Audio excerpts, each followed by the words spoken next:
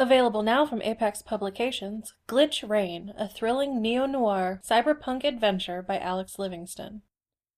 Akuba is a low-level hacker for the city's wealthy, making just enough to keep her bills paid and her booze flowing. Her job is to scrub the social feeds for faces who don't want to be seen, hanging out at parties to guard the elite from errant social media statuses and incriminating photo posts. Not the most glamorous job, but she's getting by. When an old debt comes due early, suddenly she is the one who needs to keep her face out of the drone's omnipresent eyes.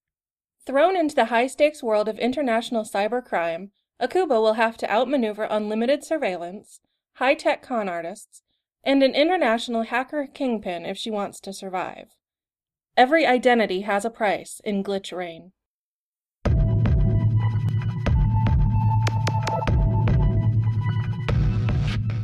Death Flowers of Never Forgotten Love by Jason Sanford. Published in Apex Magazine, issue 82, March 2016. He rests like frozen time in the coffin, his face embalmed to wax, his cheeks flushed to rouge, and an ever-sparkling smile on lips I'd kissed only days ago.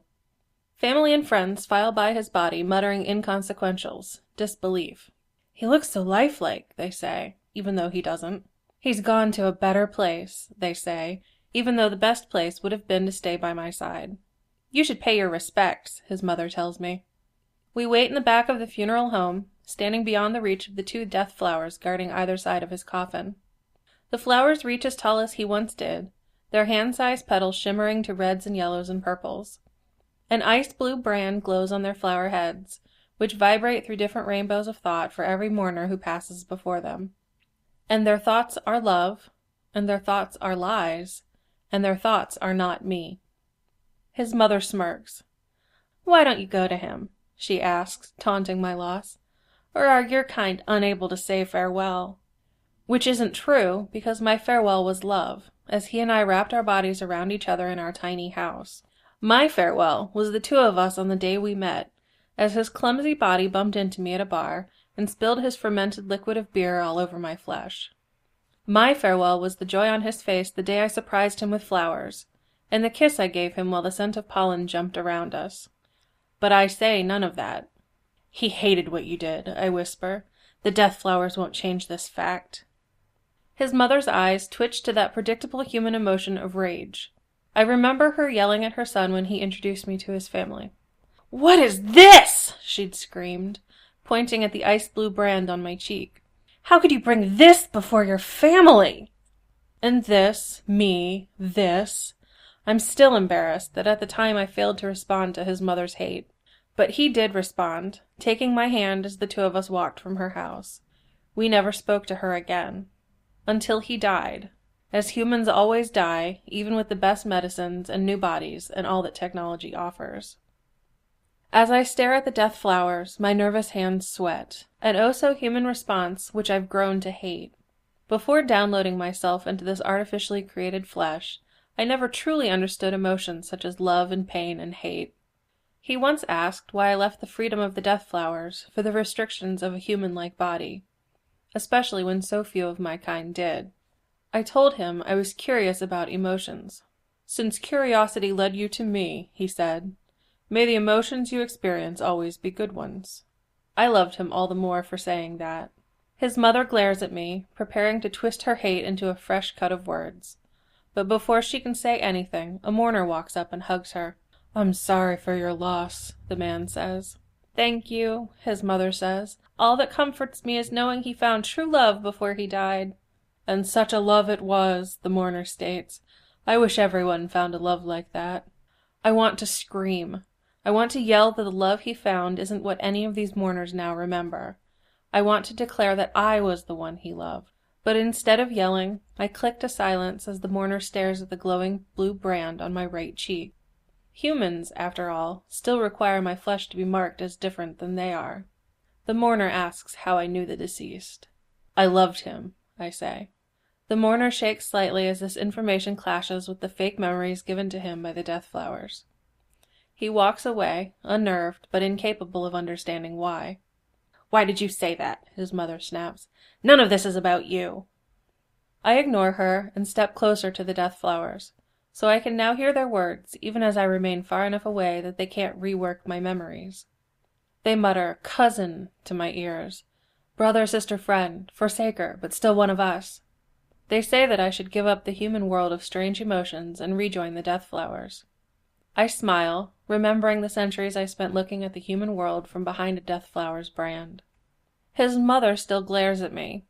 If I wasn't in this flesh, it'd be so easy to reach into her mind and rework her neurons and synapses. Back then, humans continually begged me to change their memories, because of some pain or lost love. We, all of the death flowers, we always did as requested because we'd been created to serve humanity. But we also took pride in our unemotional, logical work.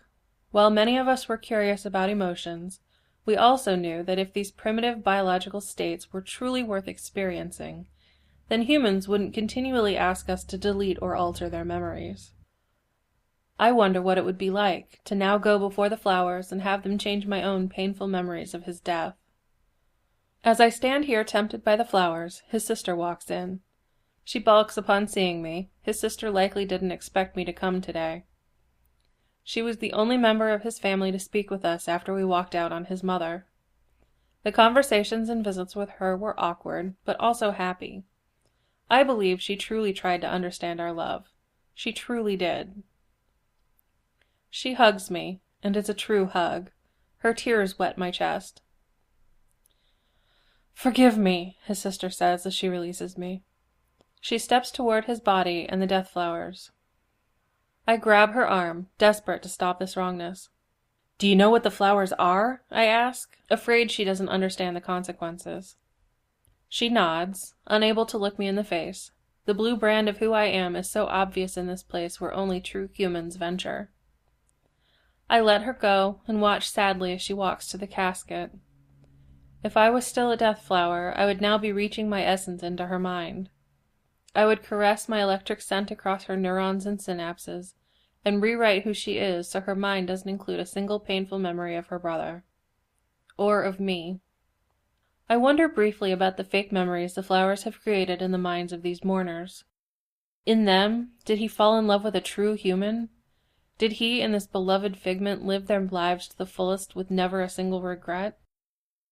In these fake memories, do I even exist? "It's better this way," his mother says. "For all our advances, human lives are still too short to dwell on pain like this." I start to say that humans used to have no choice but to dwell on pain like this, that it made them strong, and that my being marked as different from humanity isn't what caused her pain. But there's no arguing with the death flowers. Not only are the flowers reworking the memories of everyone who stands before them, they're also reaching their programming across the planet's data streams, and changing every record of him. He'll never again hold me in any images we took of ourselves. His recordings will never again declare his love to me as he leans in to kiss my lips. I could beg the death flowers to stop, ask them not to delete every record of the two of us. But since I'm not truly human, and also no longer one of the death flowers, they would ignore my protests. I have no right to countermand the order his family gave to them. "I know this is painful for you," his mother says quietly. "If you stand before the death flowers, they'll make your pain vanish." And I'm crying, something I could never have done without this flesh. And while I'm still tempted to embrace the death flowers, or to return to my old life of watching the human world from behind the flowers, I refuse to let this nasty person win. How very human of me, I realize. I lean over until my lips hover beside one of his mother's damned ears. "I won't forget," I whisper. "Everyone here will die. You'll die. Everyone but me. When people one day embrace death flowers at your own funeral, to forget their hate for you, I'll still remember. When the flowers make them forget every lie you've created about your son, I'll still remember." His mother falls back, seeing me as the truly inhuman creation I am. I smell sweat on her. I see tears in her eyes. She fears me. This gives me a burst of pleasure.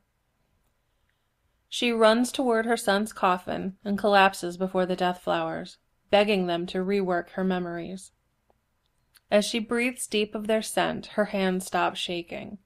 She glances back at me one final time, recognition of who I am fading along with her fear. People stare and mutter, wondering what I said to disturb his mother. But none of them remember me after experiencing the death flowers. None of them know enough to even ask what I meant to him. I bow gently toward his body and walk away. Outside, true flowers line the path leading from the funeral home. I breathe in their scent and remember the smell of the flowers I once gave him. I remember the kisses we once shared, even as the whole world forgets. Still, the death flowers will never totally erase our love. Let them whisper to me. Let them call my name and beg me to rejoin their ranks. Because I won't. Instead, I am his death flower, and I will remember. Death Flowers of Never Forgotten Love by Jason Sanford. Published in Apex Magazine, issue 82, March 2016. Jason Sanford is an award-winning author of short stories, essays, and articles, and an active member of the Science Fiction and Fantasy Writers of America.